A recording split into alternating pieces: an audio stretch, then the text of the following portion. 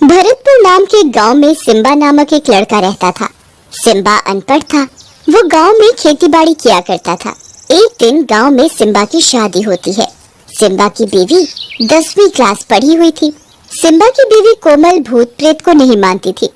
वह पढ़ी लिखी होने के कारण इन सब में विश्वास नहीं करती थी। सिम्बा के माता पिता ने सिम्बा की बीवी को घर आने के बाद घर में कुछ भी मिठाई बनाने के लिए मना किया। कोमल को सिम्बा के माता पिता की ये बात बहुत अजीब लगी। आखिर इस घर में कभी मीठा क्यों नहीं बनता और सिम्बा के माता पिता ने उसे बनाने के लिए मना क्यों किया। कोमल को शादी से पहले रोज सुबह उठकर पूजा करने की आदत थी और वो भगवान जी को मीठे का ही भोग लगाती और सबको वही प्रसाद बांटती।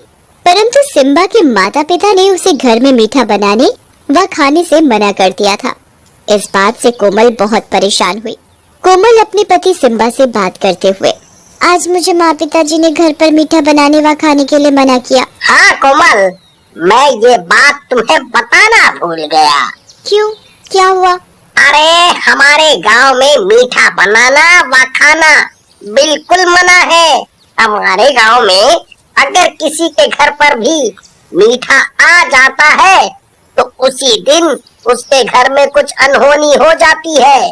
अरे ये कैसे हो सकता है कि सारे गाँव वासी मीठा बनाने और खाने से डरते हैं?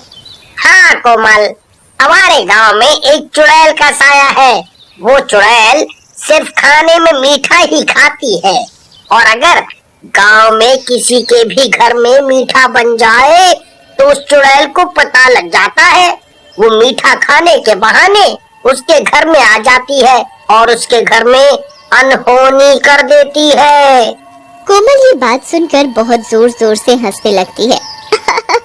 अच्छी, आपने भी क्या कहानी बनाई है? नहीं कोमल, तुम इस बात को बिल्कुल भी मजाक मत लेना। ये एक सच्ची बात है।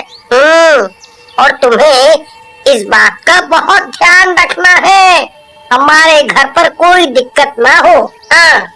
अजी ऐसा कुछ नहीं होता, ना ही मैं इन सब बातों पर विश्वास करती हूँ। मेरी तो बचपन से आदत रही है। मैं सुबह उठकर भगवान जी की पूजा करती हूँ और उन्हें भोग में कुछ मीठा ही बनाकर खिलाती हूँ। कोमल, तुम्हें पूजा करने के लिए कोई मनाही नहीं है। तुम प्रसाद में कुछ भी बनाकर भगवान जी को भोग लगा देना, परंतु घर पर मीठा नहीं बनना चाहिए, ना ही आना चाहिए। ठीक है। कोमल सिम्बा को ठीक है तो बोल देती है, परंतु वो अगले ही दिन उठकर चुपके से थोड़ा सा हलवा बना लेती है।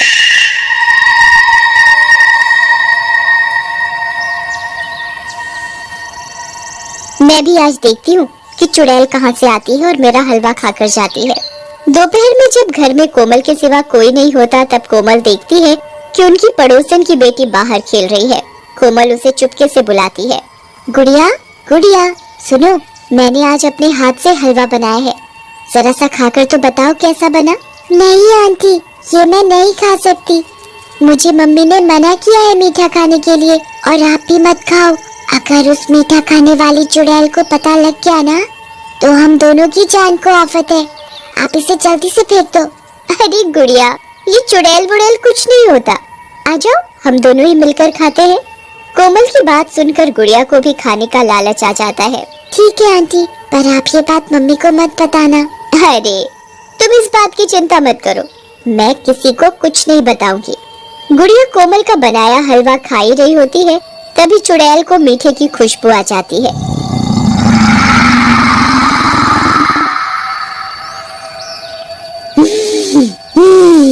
आज लगता है गांव में किसी ने कुछ मीठा बनाया है। आज तो मेरी दावत है।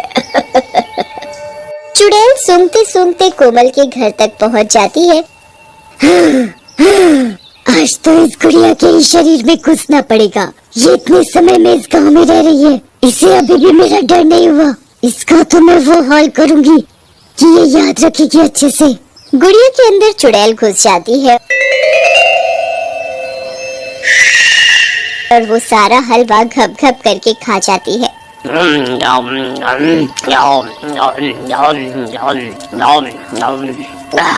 हलवा खाकर गुड़िया अपने घर चली जाती है गुड़िया के अंदर अब चुड़ैल घुसने के कारण वो अजीबोगरीब हरकत करने लग जाती है। गुड़िया की आंखें बिल्कुल लाल हो जाती हैं और ये घर जाकर खाने के लिए बहुत जोर जोर से चिल्लाने लगती है। ए बुढ़िया, खाना ला मेरे लिए। गुड़िया, तुम्हें क्या हुआ? तुम इतनी बदतमीजी से बात कैसे कर रही हो? ए बुढ़िया, मुझसे ज्यादा सवाल जवाब मत कर, जितना बोला है उतना कर तू। पूनम समझ जाती है कि गुड़िया के अंदर चुड़ैल का साया है और उसने कहीं से मीठा खा लिया है। गुड़िया मीठे के लिए चिल्ला रही होती है। मुझे जलेबी खानी है, रसगुल्ले खाने हैं, मुझे मीठा चाहिए। कोमल ही अच्छी है, वही मुझे चुप चुप कर हलवा बनाकर खिलाती है। पूनम समझ जाती है कि उसे मीठा सिम्बा की नई नवेली दुल्हन कोमल ने खिलाया है। हाँ गुड़िया बेटा, तुम अंदर कमरे में बैठो, मैं तुम्हारे लिए अभी गरम गरम जलेबी बनाकर लाती हूँ। हाँ, ये हुई ना बात, मेरे लिए बहुत सारी जलेबी बनाकर ला, मैं आज मीठे से ही पेट भरूंगी। ठीक है, तुम अंदर कमरे में बैठो, इतने में मैं तुम्हारे लिए गर्मा गर्म जलेबी बनाती हूँ। पूनम गुड़िया को जलेबी के बहाने अंदर कमरे में ले जाती है और कमरे का गेट लगा देती है। गेट खोल बुढ़िया, तूने मुझे पागल बनाया है, मुझे मीठा खाना है। गुड़िया पूरी रात कमरे का गेट बजाती रहती है, परंतु पूनम दरवाजा नहीं खोलती। अगले दिन पूनम गांव के बाबा के पास जाती है और उनके पास जाकर बहुत रोती है। बाबा, मेरी गुड़िया को बचा लो, मेरी गुड़िया के अंदर मीठा खाने वाली चुड़ैल घुस गई है, उसे बचा लो बाबा, मेरी बेटी मर जाएगी, उसे बचा लो। इस चुड़ैल ने तो नाक में ही दम कर रखा है, ये आए दिन किसी न किसी गांव वासी के घर पर अनहोनी करती रहती है। इस चुड़ैल का आज कुछ न कुछ तो करना ही पड़ेगा। बस बाबा जी, आप मेरी बेटी को बचा लो। बेटा, तुम्हें पता है कि वो चुड़ैल उसके अंदर कैसे आई? जी बाबा जी, वो हमारे पड़ोस में सिम्बा की नई नवेली दुल्हन आई है, उसने हलवा बनाकर मेरी गुड़िया को खिला दिया है, उसके ही चक्कर में मेरी गुड़िया के शरीर में चुड़ैल ने प्रवेश कर लिया है। कोई बात नहीं बेटिया, तुम फिक्र मत करो, मैं समझ गया अब इस चुड़ैल के साथ क्या करना है। जी बाबा, बताइए।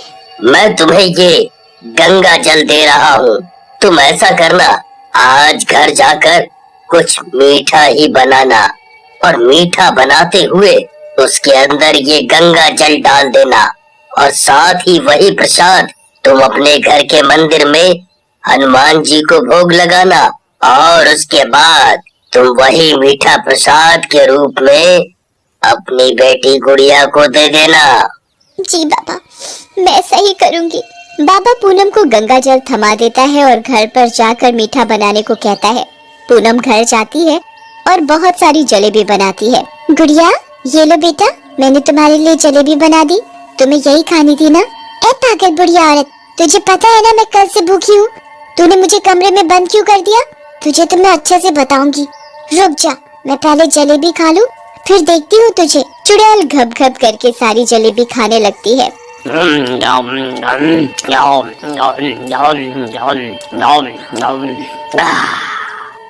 चुड़ैल को जलेबी खाते समय तो पता नहीं लगता कि वो हनुमान जी को भोग लगाया हुआ प्रसाद है। चुड़ैल बिना किसी झिझक के सारी जलेबी खाने में लगी होती है। जैसे ही चुड़ैल जलेबी का आखिरी टुकड़ा खा रही होती है, तभी उसका शरीर जलने लग जाता है। चुड़ैल बहुत जोरों से चिल्लाने लग जाती है। हे पागल औरत, तूने इसमें क्या मिलाया है? ये मेरे शरीर को क्या हुआ है? ये जल कैसे रहा है? तुझे बहुत शौक था ना मीठा खाने का, अब खा तू जी भर के। अरे ये मेरा शरीर कैसे जल रहा है? मुझे क्या हुआ? तुझे पता नहीं है, ये कोई साधारण जलेबी नहीं है, ये गंगा जल में बनाई गई जलेबी है और हनुमान जी को भोग लगाई हुई है। तू मुझे क्या बताएगी? आज तो तेरा ही खात्मा है। देखते ही देखते चुड़ैल जलने लग जाती है और राख हो जाती है।